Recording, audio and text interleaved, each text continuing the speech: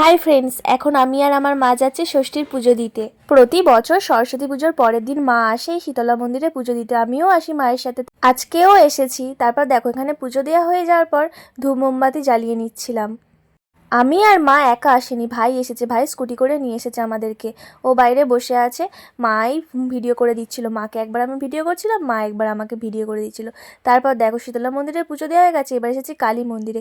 কালী মন্দিরে ভিড়টা জাস্ট দেখো, খুব ভিড়। দেখো, ঠাকুরকে আমি বেশি ফটো তুলতে পারিনি, ওইভাবে ফটো তুলেছি। তারপর এখান থেকে ধূপ মোমবাতি জ্বালিয়ে নিয়ে বাড়ি চলে এসেছি। দেখো, বাড়ি এসে আজকে পান্তা আর গোটা চচ্চড়ি। তোমাদের কার কার বাড়িতে গোটা চচ্চড়ি হয় অবশ্যই কমেন্টে জানিও। তারপর দেখো, আমি আর আমার মা চলে এসেছি কুল পাড়তে। এটা হচ্ছে আমাদের গঙ্গার পাড়। এখানে আমি ছোটোবেলা থেকে খেলা করেছি, কুল পেরেছি। তো এখনও চলে এসেছি কুল পাড়তে আমি আর মা। তো কুলগুলো যা খেতে লাগছিলো কি বলবো, টক কুল আমার বেশি ভালো লাগে। এখানে টক কুল, মিষ্টি কুল সব রকমের আছে। ছোটোবেলায় যখন আমরা বন্ধুরা মিলে গঙ্গার পাড়ে স্নান করতে আসতাম, তখন কত কুল পারতাম। তো কেমন লাগলো ভিডিওটা অবশ্যই কমেন্টে জানিও।